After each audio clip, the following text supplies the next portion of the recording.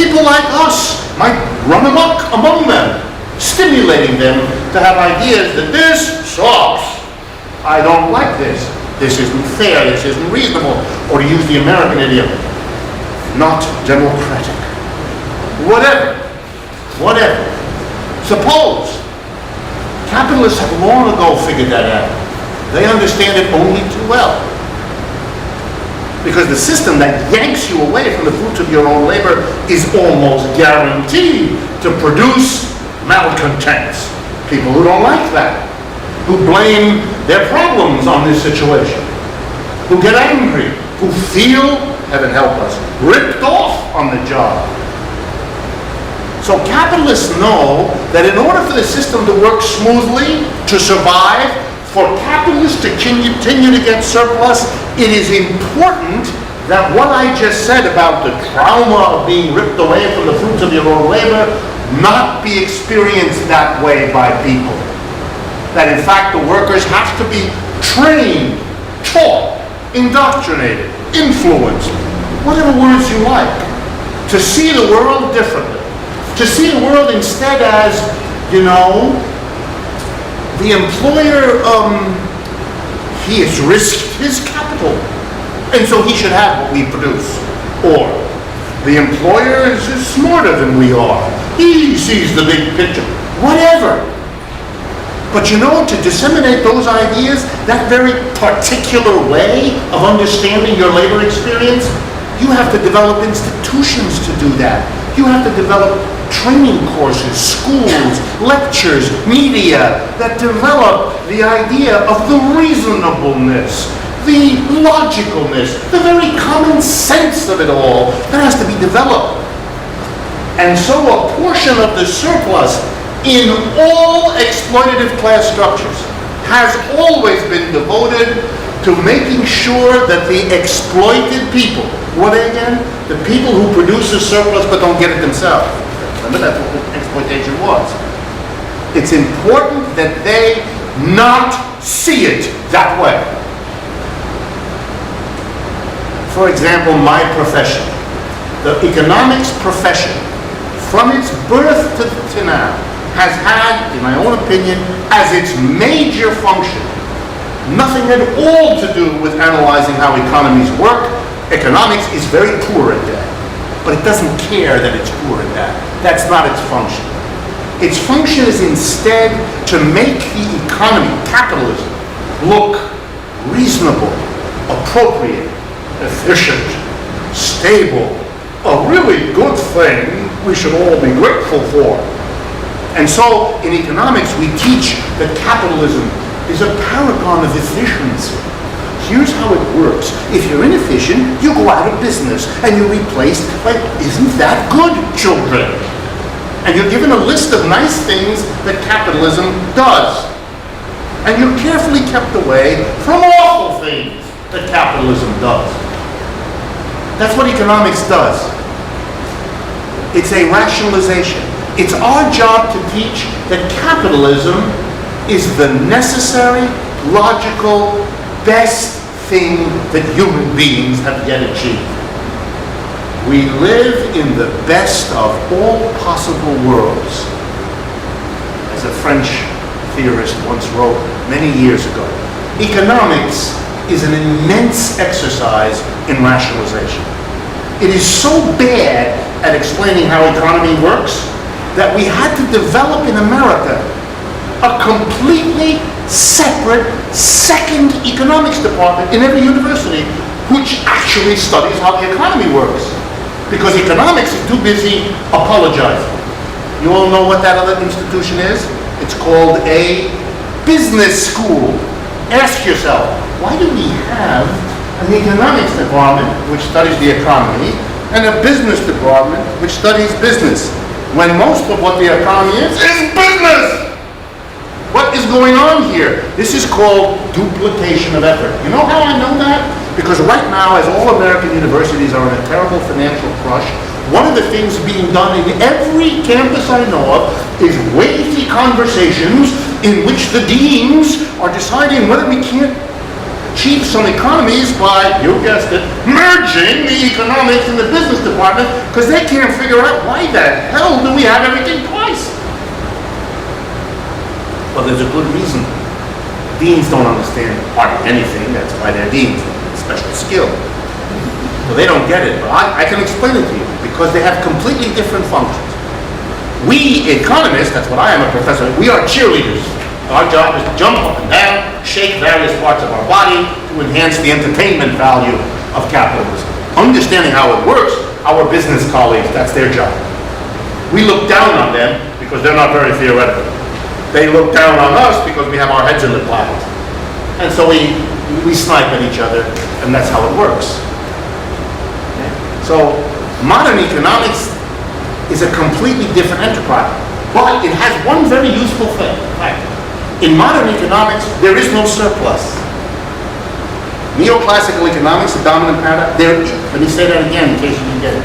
They don't have a different view. They have no view. It's not there. It is not, there is no surplus.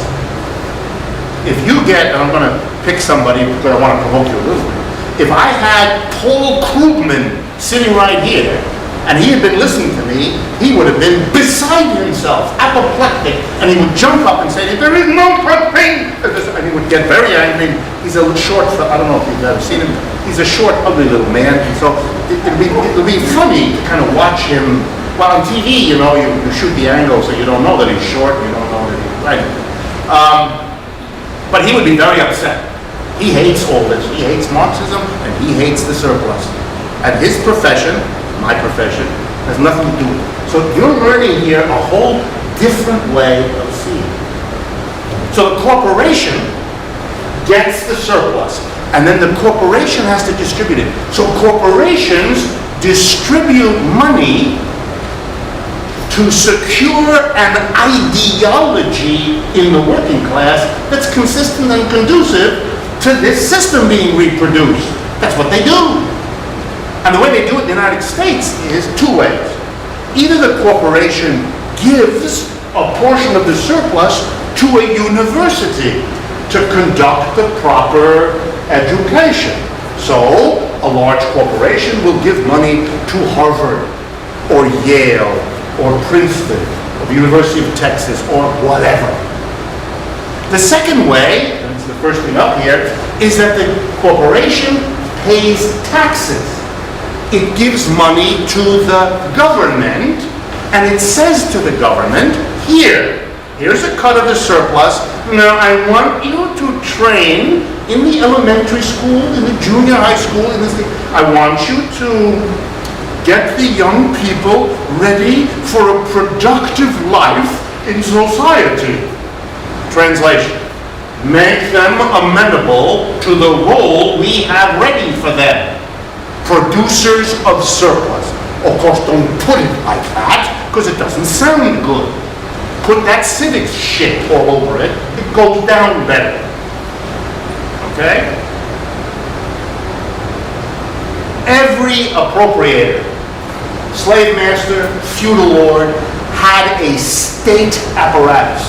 The state has been a very attractive institution for a number of reasons.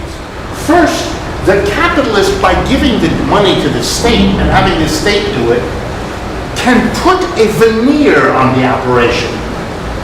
It isn't the capitalist telling us to think like this. No.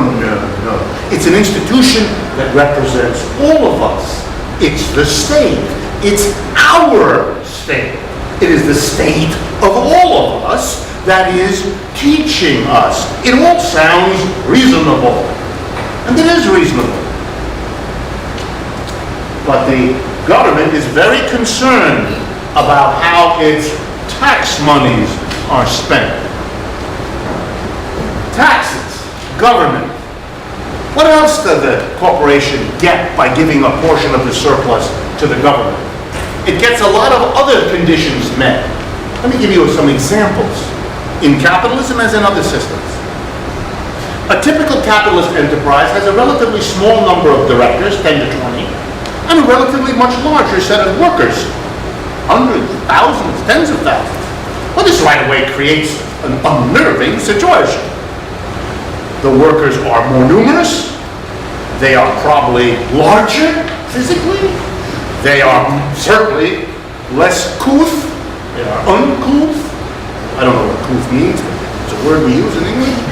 And they are prone to violence and drinking and other terrible things that we all know go with workers.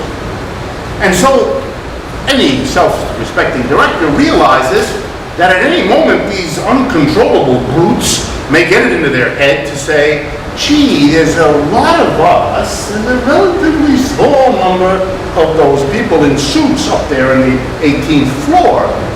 Why don't we just send them home? At which point, the directors would like there to be in place an interesting institution. The directors do not want to have a fist fight with all these workers. That doesn't look good to them. And they don't want to worry about it a lot. What they want is they want to be able to pick up the telephone, quickly dial a number, and within minutes, a large group of big men with sticks and guns in dark blue uniforms will be rushing onto the premises. They want that because that will deter the workers from uncouth behavior. And if they don't get deterred, you beat them around the head a little bit, and that'll deter them. In other words, the state provides a concentrated armed force to keep the lid on the situation if the lid should come off. Now, of course, it's possible for the corporation not to give the money to the government, but to do it itself. It may not have confidence in the government. That has happened often in the history of capitalism. The corporation said, I don't trust the government. I don't like the government. I'm going to have my own armed force. You know the names Pinkerton, Wackenhut? There's a whole list of them. You go see them around here, these private security fellows with their little uniforms that are not quite police uniforms, but same family. Okay? That is another way. Then you take a portion of the surplus, you don't pay the taxes, but you have your own police department. Some of you notice that many stores in New York City have one of these police-like persons just standing in the doorway, looking quintessentially bored.